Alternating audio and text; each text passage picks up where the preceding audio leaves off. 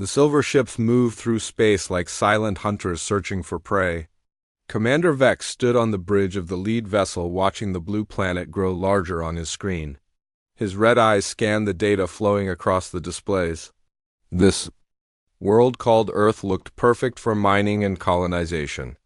The locals had barely invented atomic weapons according to their scouts. They would be easy to defeat.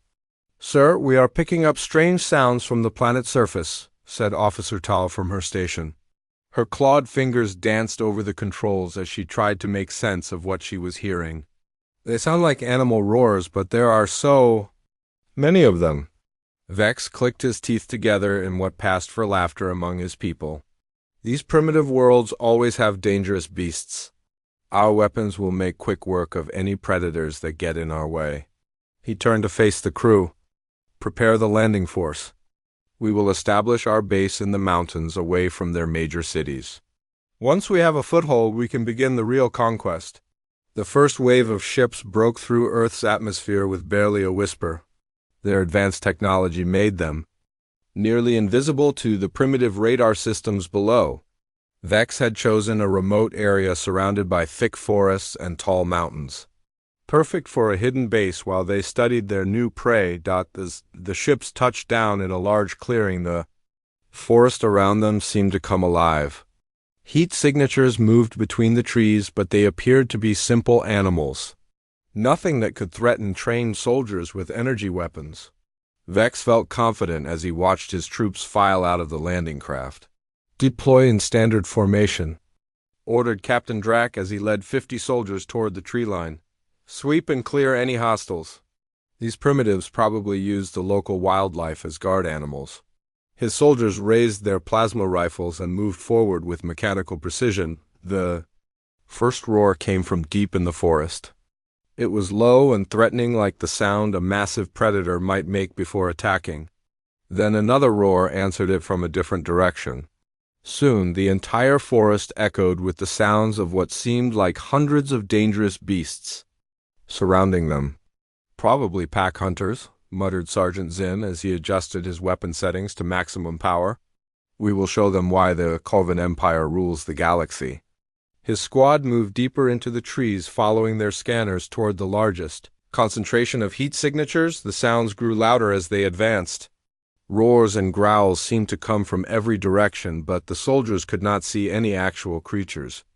Their thermal sensors showed movement, but nothing concrete enough to target. The forest was thick and full of shadows that could hide anything. Then suddenly the roars stopped. The forest became so quiet that the soldiers could hear their own breathing inside their helmets. They formed a defensive circle with weapons ready, scanning for any sign of the beasts they knew were watching them. The silence stretched on for what felt like hours, but was probably only minutes. From somewhere high in the trees came a sound that made Sergeant Zinn freeze in place. It was not a roar or a growl.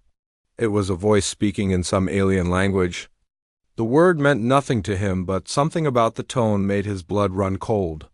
The voice was calm and controlled, like a hunter taking careful aim. "Reload." The forest exploded into thunder and fire. Muzzle flashes lit up the darkness between. The trees, as hidden weapons, opened fire from a dozen different positions. But these were not energy weapons. These were primitive projectile weapons that the Corvan soldiers had not expected to face. Bullets whined through the air, striking armor and finding gaps in their defenses. "Contact, contact," screamed Captain Drac into his communicator as his soldiers dove for cover behind trees and rocks. "We are under attack, but these are not animals. They are using weapons and coordinated tactics." He fired his plasma rifle toward a muzzle flash, but hit only empty air. The enemy was already gone, moving to a new position. The humans had been watching the alien ships since they first appeared on radar. Local military units and even civilian hunters had surrounded the landing zone within hours. They knew the terrain better than any invader could. Every tree and rock could provide cover. Every shadow could hide a fighter. Major Brooks crouched behind a fallen log, watching the aliens through his rifle scope. He had been hunting in these mountains since he was 12 years old. He knew exactly how to move without being seen and where to position himself for the best shots. "Team Alpha," Move to position 2, he whispered into his radio. Team Beta maintain overwatch, let them come to us. The aliens had better weapons and armor, but they were fighting on human ground now. The soldiers who faced them had trained for guerrilla warfare in places like Afghanistan and Iraq. They knew how to fight an enemy with superior technology. Yeah. Did not meet them head on. You made them fight your kind of war. Private Davis had climbed high into an oak tree hours before the aliens landed. His hunting rifle was over 50 years old, but it could punch through alien armor just fine. He watched an enemy soldier move into the open and gently squeezed the trigger. The alien dropped without even knowing where the shot came from. Tango. Down, he reported quietly while already searching for his next target. The aliens were firing their energy weapons at shadows while the real threats remained hidden. Their plasma bolts turned trees into splinters but could not hit what they could not see. Back on the command ship, Commander Vex watched his tactical display with growing alarm. Red markers showing dead soldiers were appearing faster than he could count them. This was supposed to be a simple occupation of a primitive world. How were these creatures fighting back so effectively? Sir, our ground forces are requesting immediate extraction, reported Officer Tal with fear clear in her voice. They say the animals down there are using military weapons and tactics? Several squads have gone completely silent. Vex stared at the planet below, trying to understand what was happening. The roars they had heard were not coming from wild beasts protecting some primitive tribe. They were coming from something much more dangerous. They were coming from the planet's apex predators, and his soldiers were the ones being hunted. Another transmission crackled through the speakers. It was Sergeant Zin's voice, but it was weak and filled with pain. Command this. Is Ground Team 7? We are pinned down and taking heavy casualties. These are not animals. Repeat, these are not animals. They are intelligent and they know how to fight.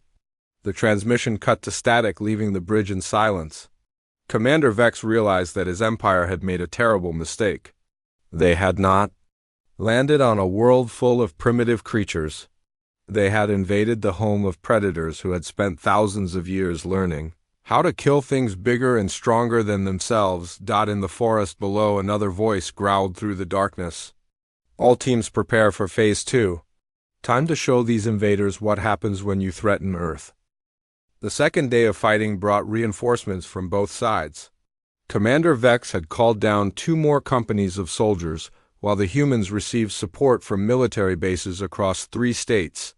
What had started as a small skirmish was becoming a real war. Captain Mills arrived at the forest command post with a convoy of military vehicles and 200 fresh troops. He was a veteran who had served in places where the enemy knew the ground better than you did. Status report, Major Brooks, he said while studying the tactical map spread across a folding table. We have them contained in the landing zone, sir. But they are not going quietly, Brooks replied, pointing to red marks on the map. They have dug in deep and their weapons are tearing up everything we send at them. But they cannot move without taking casualties. Every time they try to advance, we hit them from positions they cannot see. The aliens had learned quickly that rushing forward meant death. Now they moved in small groups with heavy cover fire, but the humans had adapted too. Every trail and clearing had become a killing zone watched by snipers, who knew exactly where to position themselves. Corporal Jackson lay flat on his belly in a patch of thick brush, watching an alien patrol through his scope. He had been a deer hunter before joining the army, and the skills were exactly the same. Patience was everything. Wait for the perfect shot, then disappear before the enemy could respond. He centered his crosshairs on the alien leader and slowly squeezed the trigger. The shot echoed through the forest, followed immediately by return fire that turned his hiding spot into splinters. But Jackson was already gone, crawling through underbrush toward his next position. The aliens were firing at empty air while he circled around for another shot. Ghost 1, this is Ghost 2. I have movement on your left flank, came the whisper through his radio. The human teams were coordinating like a pack of wolves. When one hunter took a shot, the others were ready to exploit the confusion. Every alien reaction was anticipated and countered. The Corvan soldiers found themselves fighting an enemy that seemed to know their every move before they made it. Sergeant Grix crouched behind the wreckage of a landing craft watching thermal sensors that showed heat signatures moving through the trees. But every time he aimed at one, the target vanished only to reappear somewhere else. "How are they moving so fast?" he muttered to his squad. "Our sensors should be tracking every step they take." What he did not understand was that the humans were not relying on technology. They were using skills that had been passed down through generations of hunters and soldiers. Staff Sergeant Wilson had grown up tracking deer and elk through mountain terrain just like this. He knew how to move without breaking branches or leaving footprints, how to use natural cover and background to become invisible even to advanced sensors. "Team 3 move to Checkpoint Alpha," he whispered into his throat mic. "Team 4 prepare crossfire position." The aliens had superior firepower, but firepower meant nothing if you could not hit your target. The humans forced them to fight at close range in terrain that favored stealth over technology. Every advantage the invaders thought they had was being turned against them. Private Chun had spent the morning setting up improvised explosives along the paths the aliens used for patrol routes. Simple devices made from military demolition charges and hunting supplies, but effective enough to disable their armor. When the next patrol walked into his trap, the explosion sent 2 aliens flying and left a third wounded and calling for help. IED. "Successful," he reported while already moving to his next position. Enemy patrol neutralized, proceeding to secondary target. The aliens would have to choose between helping their wounded or maintaining their defensive positions. Either choice would give the humans new opportunities. Commander Vex studied the reports from his ground commanders with growing frustration. His forces had been reduced by almost half in just 2 days of fighting. The enemy showed no signs of giving up despite facing superior technology. If anything, they seemed to be getting bolder and more organized. "Sir, we are detecting massive electromagnetic signatures across the planet," reported Officer Tal from her monitoring station. "It appears their entire global communication network is active. They are coordinating on a planetary scale." What the Corvan Empire did not understand was that every news network on Earth was broadcasting footage of the alien invasion. Military commanders around the world were scrambling fighter jets and moving artillery into position. This was no longer a local conflict, but a global response to an attack on human territory. Major Brooks received word that air support was incoming along with heavy artillery positioned in the valleys below. "All teams prepare to mark targets for incoming fire support," he broadcast to his scattered forces. "We are about to show these invaders what combined arms warfare looks like."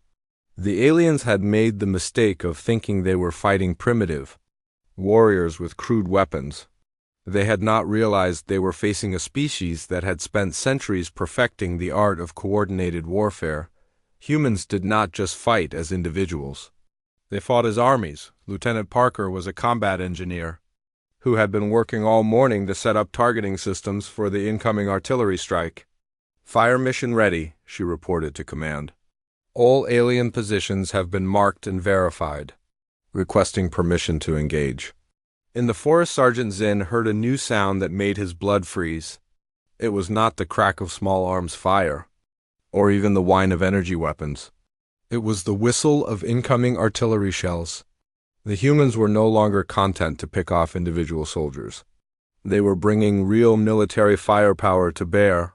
"Incoming, incoming," he screamed to his remaining troops, but there was nowhere to run. The shells began falling like thunder from heaven, turning their defensive positions into crater-filled wastelands. The carefully planned fortifications that had protected them from sniper fire meant nothing against high-explosive rounds. The barrage lasted for 10 minutes but felt like hours. When the smoke cleared, half the alien landing zone had been reduced to rubble. The survivors crawled from their hiding places only to face a new horror. The humans were advancing. They came through the smoke like ghosts materializing from the devastation, not charging blindly but moving with tactical precision that spoke of years of training and experience. Every soldier knew his role and executed it perfectly. This was not a rabble of primitive hunters but a professional military force. Captain Mills led the final assault with 3 companies of infantry supported by armor and air cover. "All units advance to contact," he ordered over the radio. "Show these invaders what happens when you attack Earth." The battle cry was taken up by hundreds of voices as the humans pressed forward to finish what the aliens had started. "Commander," Vex watched his invasion force disintegrate on the tactical displays. The primitive planet he had thought would be an easy conquest had turned into a nightmare that was destroying his entire expedition. These were not simple beasts making animal sounds. These were apex predators, and they were winning. By the 3rd day, the forest had become a graveyard of alien technology. Scattered pieces of energy weapons and armor lay among the trees like the bones of some massive predator that had finally met its match. The surviving Corvan soldiers had pulled back to their landing ships, but they were trapped and everyone knew it. General Martinez arrived by helicopter with a full staff and enough firepower to level a small city. He was a man who had fought in every major conflict of the past 20 years, and he understood exactly what needed to be done. "Situation report, Captain Mills," he said while stepping down from the aircraft. "Sir, we have the remaining hostiles contained in a perimeter roughly 200 meters around their landing site," Mills replied, pointing toward the alien ships visible through the trees. "Estimated 30 to 40 survivors, but they have good defensive positions and heavy weapons. They are not going to surrender easily." The aliens had learned the hard way that leaving their ships meant death. Human snipers had turned every open space into a killing field, but staying put was only a temporary solution. Their supplies were limited and more human forces were arriving every hour. Captain Torres had taken position on a ridge overlooking the landing zone with a sniper team and forward observers for the artillery. Through his scope, he could see alien soldiers moving between their ships like ants in a damaged nest. "Command, this is Overwatch 1. I have clear sight lines on multiple targets. Requesting permission to engage. Negative, Overwatch. Hold your fire until the general gives the word," came the reply from the command post. The military wanted to try negotiation first, even though most of the soldiers thought it was a waste of time.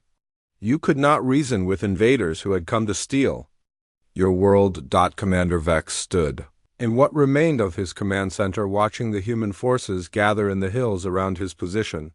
Thermal scans showed hundreds of heat signatures and more arriving every few hours. His expedition was doomed, but the Empire needed to know what they had encountered on this supposedly primitive world.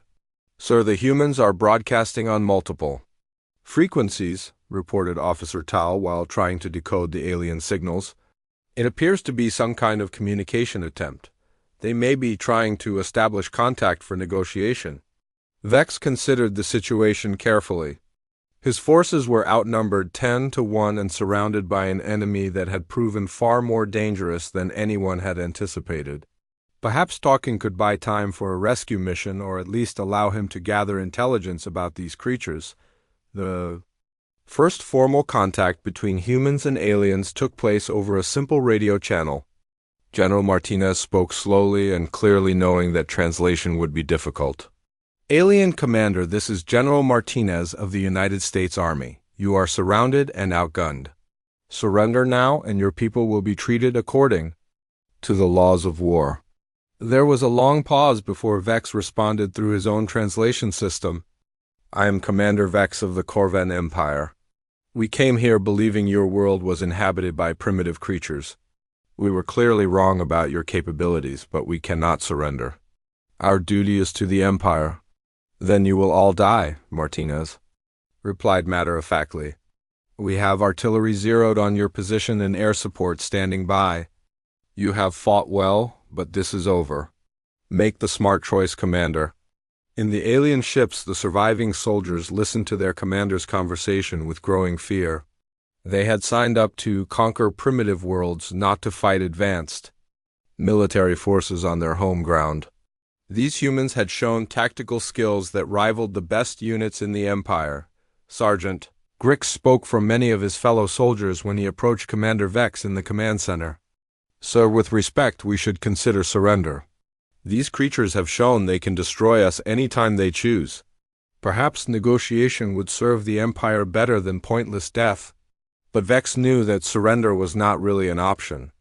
The Empire did not tolerate failure, especially when it came to expanding their territory.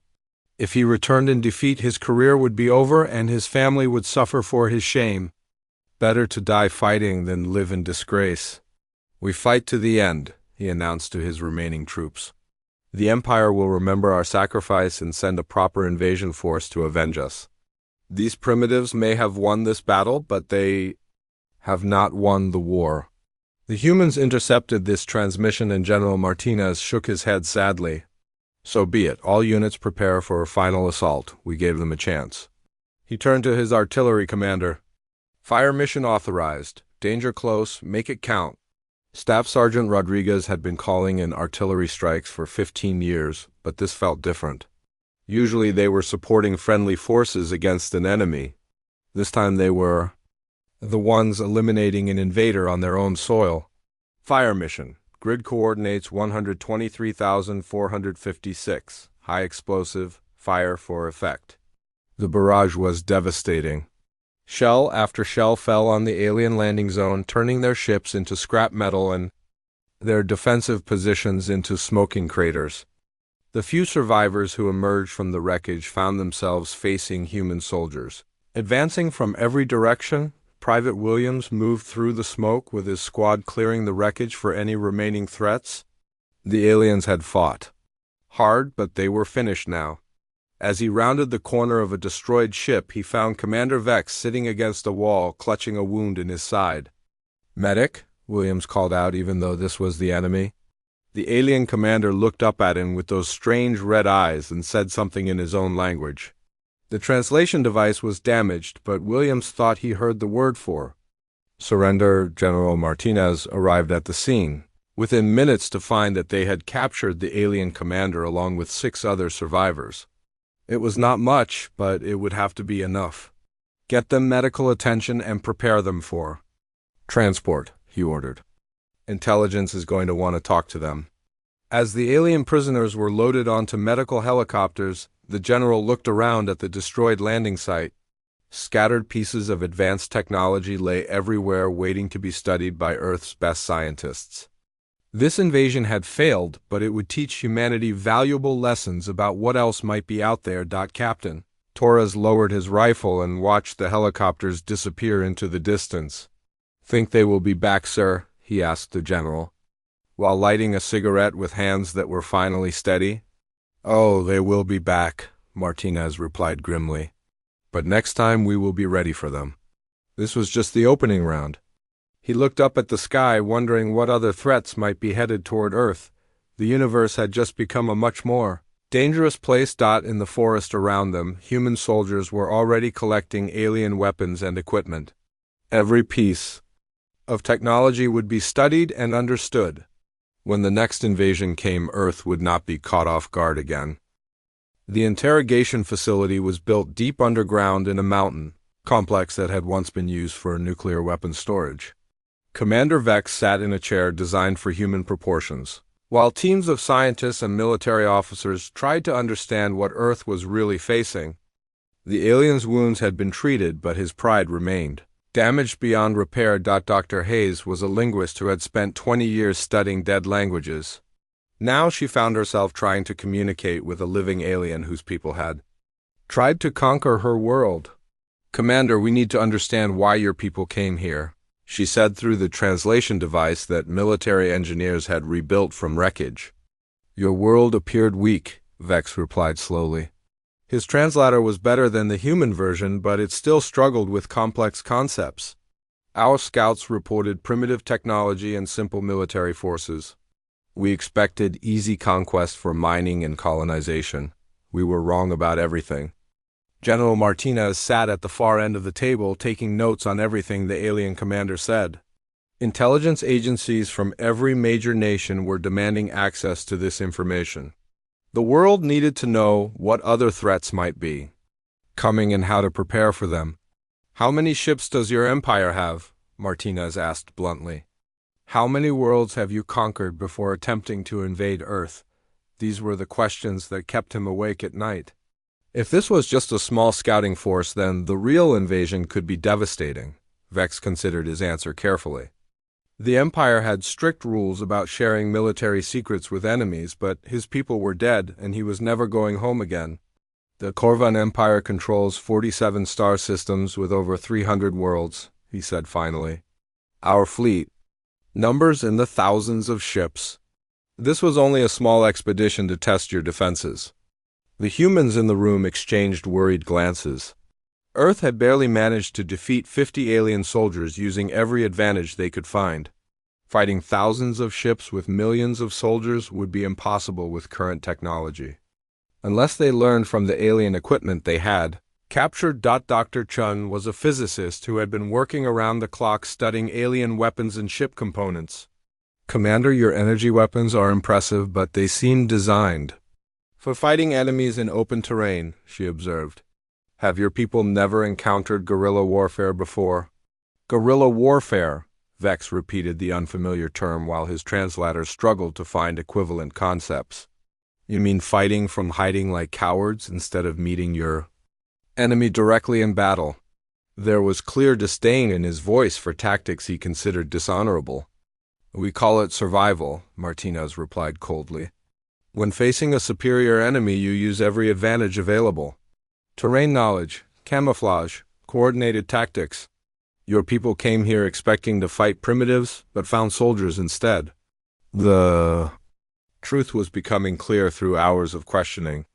The Corvan Empire had conquered dozens of worlds, but they had never faced organized resistance from a technologically advanced species. Most of their victories came from overwhelming primitive civilizations with superior firepower or negotiating surrender from peaceful races. Your people fight like nothing we have encountered, Vex admitted reluctantly. Most species either surrender immediately or fight with honor in open battle. You use deception and environment as weapons. You coordinate attacks across vast distances. You adapt faster than our tactical doctrine can counter. Colonel Peters was the military intelligence officer assigned to understand alien tactics and technology. What will your empire do when they learn about your defeat here? He asked. Will they send a larger force or seek other targets? Vex was quiet for a long time before answering. The Empire does not tolerate failure, but they are also not fools. When my superiors learn what happened, here they will reassess the threat level. Earth may be classified as too dangerous for standard conquest protocols. Meanwhile, in the mountain laboratories, teams of scientists were reverse engineering alien technology at an incredible pace.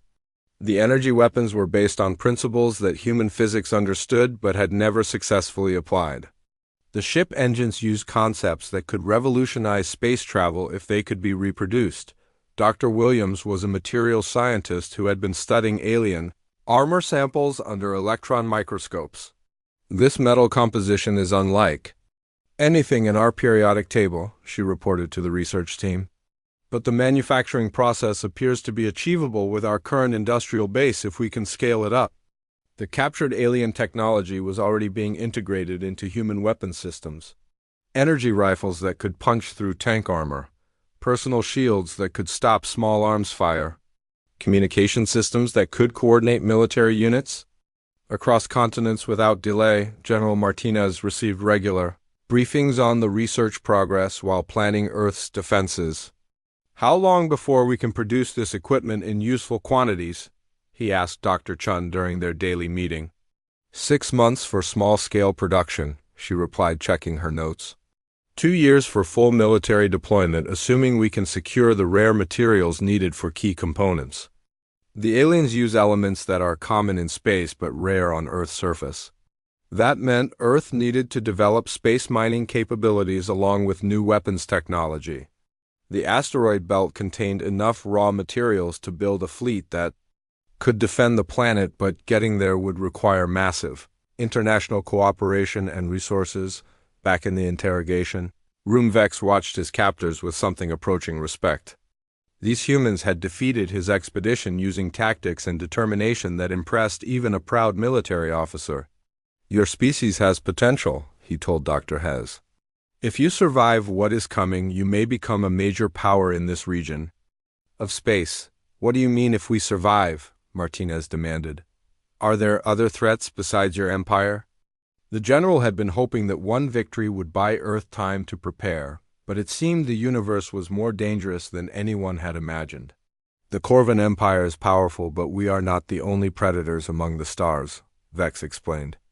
There are older civilizations with technology that makes ours look primitive, races that consume entire worlds for resources, machine intelligences that view organic life as contamination to be eliminated. Dr. Hayes felt a chill run down her spine as she realized the implications. Earth had won its first interstellar war, but the victory had also announced human presence to every hostile force in the galaxy. The planet that had seemed so safe just weeks ago was now a target for threats beyond imagination. We need to accelerate the research programs, Martinez said grimly. If other enemies are coming, we have to be ready for them. He looked at the alien commander who had become an unlikely source of vital intelligence. Commander, I hope you understand that your people's attack may have doomed both our species. The galaxy is about to become a much more dangerous place. 2 years after the first invasion, Earth had become a fortress world. Orbital defense platforms bristled with weapons reverse-engineered from alien technology. Military bases on the moon and asteroid mining operations provided resources for a growing fleet of human warships. The planet that had once seemed isolated now reached out into space like a spider extending its web. Admiral Patterson stood on the bridge of the first human dreadnought watching construction crews put finishing touches on the massive ship. The vessel combined alien energy weapons with human tactical doctrine, creating something that neither species had imagined possible. Status report, Commander Blake, she said to her second-in-command. All systems are operational, Admiral, Blake replied while checking the tactical displays. Weapons platforms are charged and ready. The fleet is standing by for your orders. Outside the viewports, dozens of smaller ships moved in formation, like a pack of wolves ready for the hunt. The second invasion had been detected 3 months ago when long-range sensors picked up a massive fleet moving toward Earth, Commander. Vex had been correct when he warned that other forces would take notice of human capabilities. The approaching ships did not belong to the Corvan Empire, but to something much worse. Dr. Hayes had continued working with the alien prisoners to understand the new threat. According to our intelligence, the Xanthari Collective is a machine civilization that views biological life as a contamination, she explained to the Joint Chiefs during their final briefing. They do not negotiate or take prisoners. Their goal is complete sterilization of any world they encounter. General Martinez had been promoted to overall commander of Earth's military forces.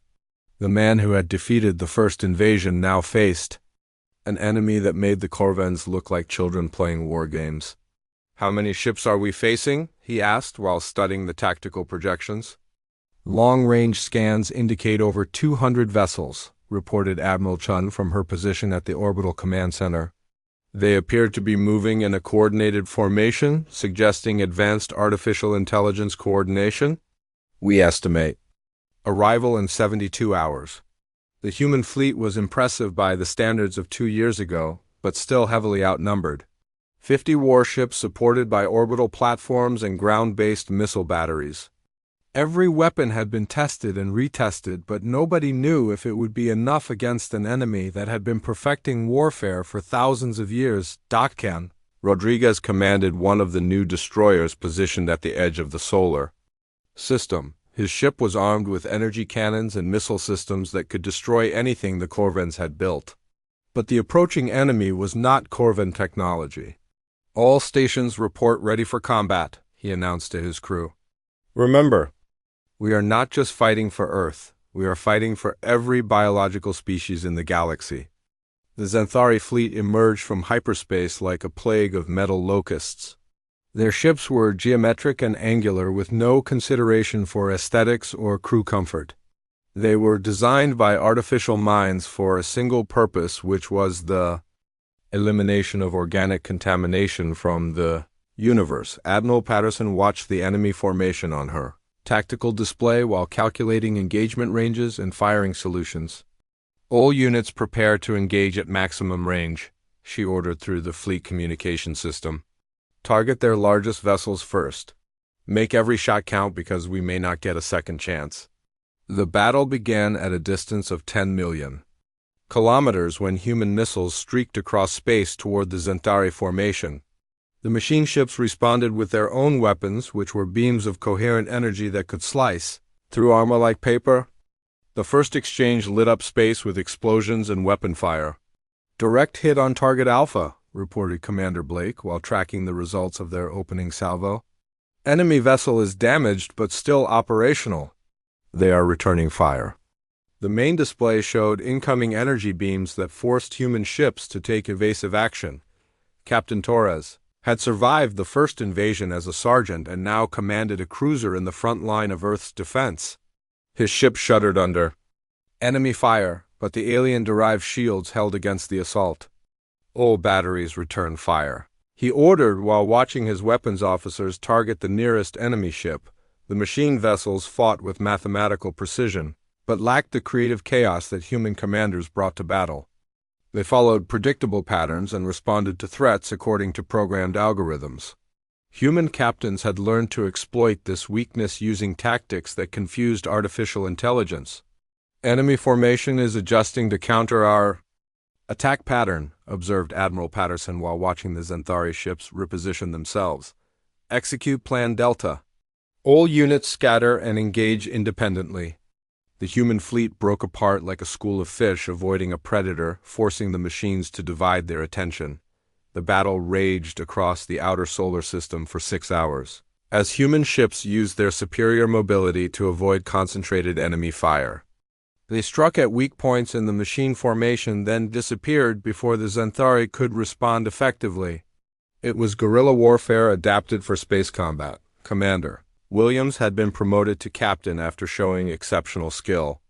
During training exercises, his fast attack craft was armed with experimental weapons designed specifically for fighting artificial enemies.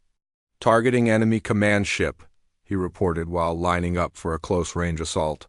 All weapons locked. On target. The attack caught the Zentari by surprise as Williams dove through their formation, firing everything his ship carried.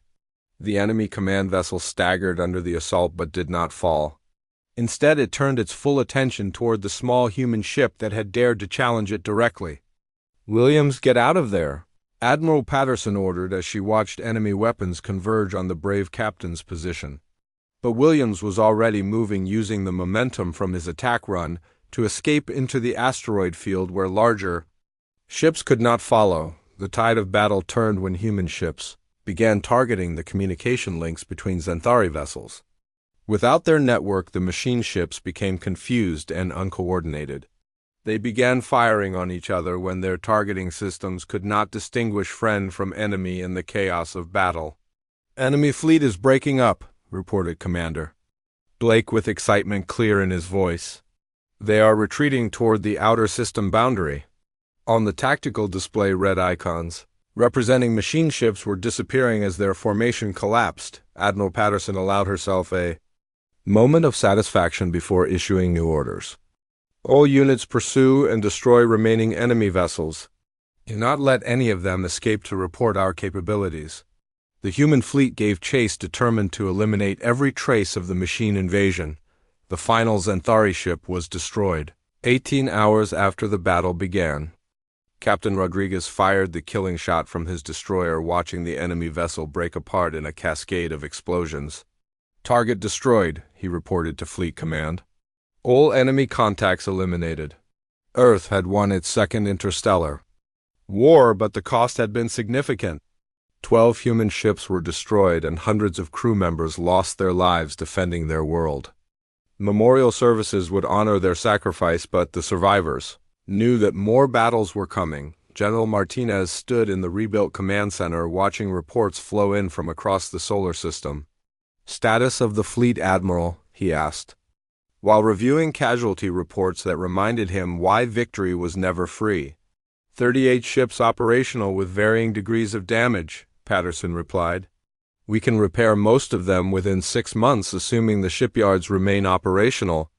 More importantly, we have proven that human tactics can defeat superior technology when properly applied.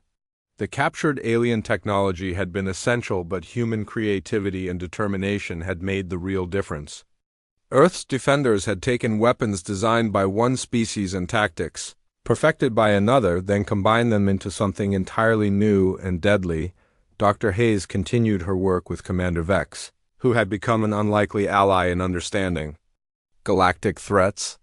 "What will happen now?" she asked the Corvan officer during their latest discussion. "Will other species take notice of what Earth has accomplished?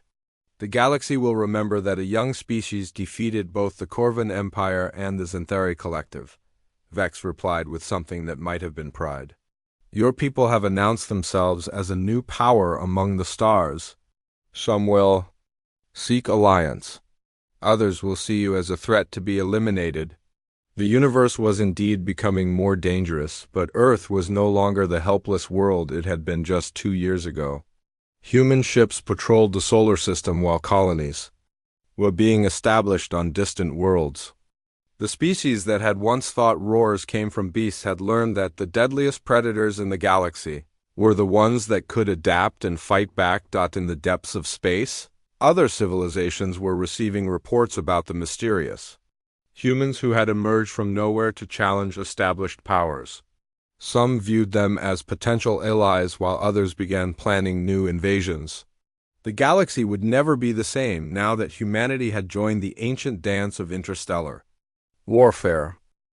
And somewhere in the darkness between stars, new threats were stirring as ancient powers took notice of the upstart species that dared to fight back against superior forces. Earth had won 2 battles, but the war for survival among the stars was just beginning.